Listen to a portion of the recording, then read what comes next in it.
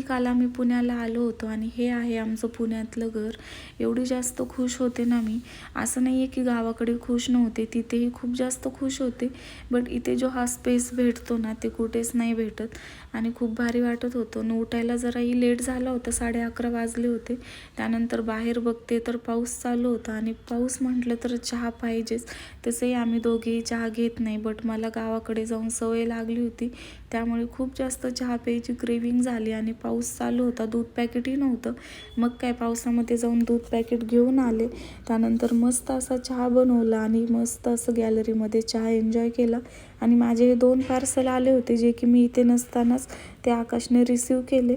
एकामध्ये होती हिल जी की मी मेशोवरनं मागवली होती. तो जी भर के सावर लो काटी कितनी थी रातें नहीं सोया मैं. म्हटले की क्वालिटी छान नाही आहे, बट मला वाटलं प्राईसच्या मानाने ओके आहे. आणि घरात बघा एवढा जास्त राडा झाला होता ना, असं वाटत होतं की मला आता 15 दिवस लागतील हे क्लीन करायला. आणि मी तसंही आकाशला हे सांगून ठेवलेलं की मला 8-10 दिवस तरी लागतील, कारण एकदमच मी एवढं सगळं करणार नाही आहे. कारण किचनमध्येही खूप जास्त घाण झालेली होती.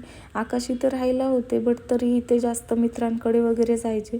जेवण वगैरे तर ते कधीतरी घरी बनवायचे आणि मोस्टली तसं तर ते आधी जेवण घरीच करत होते. बट यावेळेस काय माहीत त्यांना काय झालेलं, ते बाहेरच जेवण करून यायचे. आणि दीदीही येणार होती, त्यामुळे दीदीनं मला कॉल केला आणि म्हटले आज आम्ही तुझ्याकडे येणार आहेत. आणि म्हटलं दीदी येणार आहे तर असं घर नको ठेवायला, कारण दीदी फर्स्ट टाईमच माझ्याकडे येत होती. त्यामुळे म्हटलं घर वगैरे क्लीन करून घ्यावं. तसंही तिनं मला म्हटली की आल्यानंतर मी हेल्प करते, एकटी नको करू. पण म्हटलं ती पहिल्यांदा येते तर तिलाच काम करायला लावणं हे काही बरोबर नाही वाटलं मला. त्यामुळे मीच आवरायला घेतलं, सगळं क्लीन वगैरे करून घेत होते. आणि तसंही मी जेव्हा लग्नाआधी मी दीदीकडे सारखं जायचे, म्हणजे माझं सॅटर्डे संडे हा दीदीच्याच घरी असायचा. पण तेव्हा मी दीदीकडे थोडंफार काम करत होते, तसं ती मला करू देत नव्हती. पण भांडे वगैरे तर मी कंपल्सरी तिच्याकडे घासायचे, कारण मला बाकीचे कामं करायला बिलकुल नाही आवडत. माझं कसं असतं की बाबा भांडे घासायचं आणि रिकामं व्हायचं. बाकीचं आवरावरी म्हटलं तर मला असं खूप जास्त काम वाटतं ते. आणि भांडे म्हटलं तर मला असं वाटतं की हा बाबा लगेच होतात, त्यामुळे मला ते काम आवडतं. आणि दीदी मला म्हटली की राहू दे, बाकीचं मी सगळं करते, तू फक्त भांडे वगैरे धुवून ठेव. जेवढे की त्यांना आज माझ्याकडे मोमोज करायचे होते. कारण जीजू मला म्हणत होते लग्नानंतर बघ प्रत्येक शनिवार रविवार मी तुझ्याकडे येणार. आणि त्यामुळे मी गावाकडनं कालच आले होते आणि त्यांचं असं होतं की नाही आम्ही आज तुझ्याकडे येणार आहेत आणि आम्हाला मोमोज खायचेत. त्यामुळे म्हटलं तयारी वगैरे करून ठेवावी. आणि ते भांडे वगैरे धुवून घेतले. आणि मम्मींनाही गावाकडनं खूप सामान दिलं होतं आणि त्यासाठीही मला ते भरून ठेवायचं होतं. त्यामुळे मी डबे वगैरे रिकामे करून घेतले आणि ते भांडे वगैरे धुवून घेतले. आणि डबे वगैरे म्हटलं आता नंतर धुवून घेईल, कारण खूप जास्त मला कंटाळा आला होता.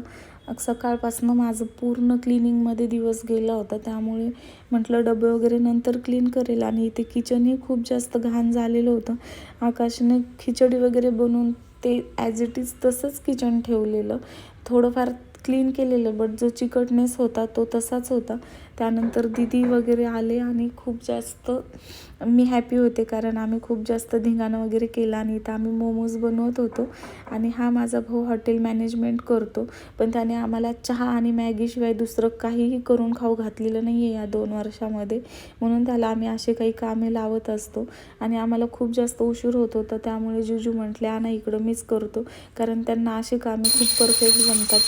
कारण ते कधी म्हणतात मी एका टायमिंगला शेफ होतो. आता काय माहीत त्यांनाच माहीत होते का नाही, बट ते खरंच खूप छान बनवतात. बाकीचं सगळं चायनीज तर त्यांना बेस्ट जमतं. आणि इथे मी दीदी मोमोज बनवत होते आणि इथे मी आकाशसाठी खिचडी बनवत होते, कारण त्यांना असलं तर काही आवडत नाही. त्यामुळे आणि इथे मी व्हिडिओ करते तर आकाश गालातली गालात हसत होते. आणि त्यानंतर तेही रिटर्न जाण्यासाठी निघाले. आणि आजचा दिवस खरंच खूप छान होता. बाय.